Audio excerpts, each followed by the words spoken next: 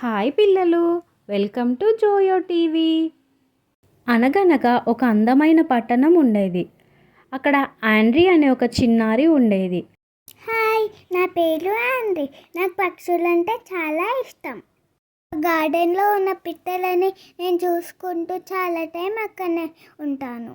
ఇంకా వాటి దగ్గరికి వెళ్ళి ఆడుకుంటూ ఉంటాను. ఆండ్రీకి తన పుట్టినరోజున తన నాన్నగారు ఒక అద్భుతమైన బహుమతిని ఇచ్చారు.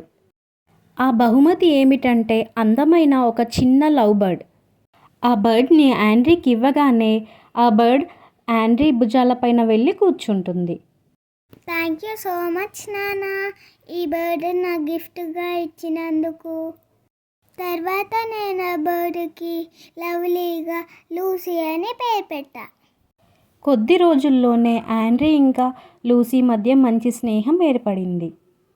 నేను నా హోంవర్క్ చేసుకుంటుంటే లూసీ వచ్చి నా పక్కన కూర్చునేది.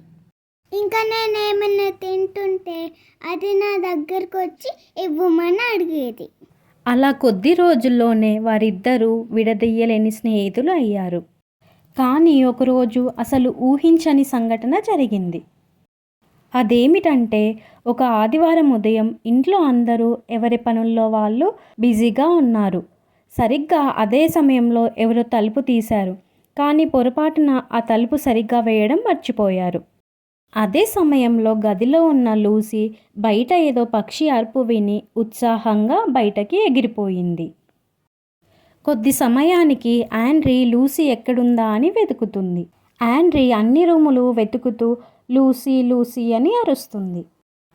లూసీ, లూసీ, నువ్వెక్కడున్నావు? నా దగ్గరకు వచ్చాయి. ఆండ్రీ అలా అన్ని రూములు వెతుకుతుంది. కానీ లూసీ ఎక్కడా కనిపించదు. తలుపులు తెరిచి ఉండడం ఆండ్రీ గమనిస్తుంది. ఆండ్రీ గుండె ఆగినంత పని అవుతుంది. గబగబా బయటకి పరిగెత్తి లూసీ లూసీ అని పిలుస్తుంది. కానీ ఎక్కడా కనిపించదు. అన్ని కాకులు పావురాలే కనిపిస్తాయి. తన చిట్టి లూసీ ఎక్కడా కనిపించలేదు. అలా వెతుకుతూ వెతుకుతూ చీకటి పడిపోయింది.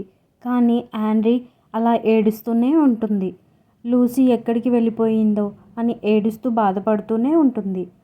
ఆండ్రీ ఏడ్చుకుంటూ సోఫాలోనే పడుకుంటుంది. ఉదయం కాగానే వాళ్ళ నాన్నగారు ఆండ్రీ దగ్గరికి వస్తారు.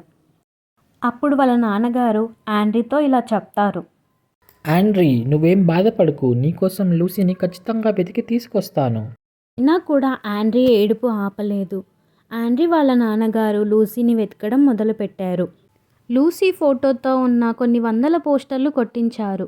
ఊరంతా అంటించారు. మా పక్షి కనిపిస్తే చెప్పండి అని ప్రతి ఒక్కరిని అడిగారు. అలా రోజులు గడిచాయి. ఒక్కరోజు గడిచింది, 2 రోజులు గడిచాయి, వారం గడిచిపోయింది. అందరూ ఆశ వదిలేసుకున్నారు. కానీ ఆండ్రీ మాత్రం ప్రతిరోజు కిటికీ దగ్గర కూర్చొని ఆకాశం వైపు చూస్తూ ఉండేది. పాపం లూసీ నిజంగానే చాలా ఇబ్బంది పడింది. పెద్ద పక్షులు చూసి దాన్ని అరిచేవి.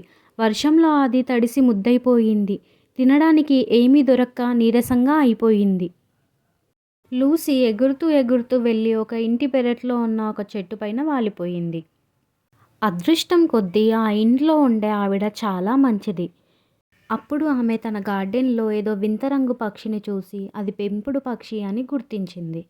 ఆమె లూసీని చేతిలోకి తీసుకొని ఇంట్లోకి తీసుకొని వెళ్తుంది. ఇంట్లోకి తీసుకొని వెళ్ళి ఒక గిన్నెలో గింజలు మరియు నీరు పెడుతుంది. ఆ మరుసటి రోజు ఆ ఆవిడ మార్కెట్కు వెళ్తుంది. మార్కెట్ నుండి తిరిగి వస్తుండగా ఆండ్రీ వాళ్ళ నాన్న అంటించిన పోస్టర్ని చూస్తుంది. ఆ పోస్టర్లో ఉన్నది అదే బర్డ్ అనుకొని అందులో ఉన్న నెంబర్కి కాల్ చేస్తుంది.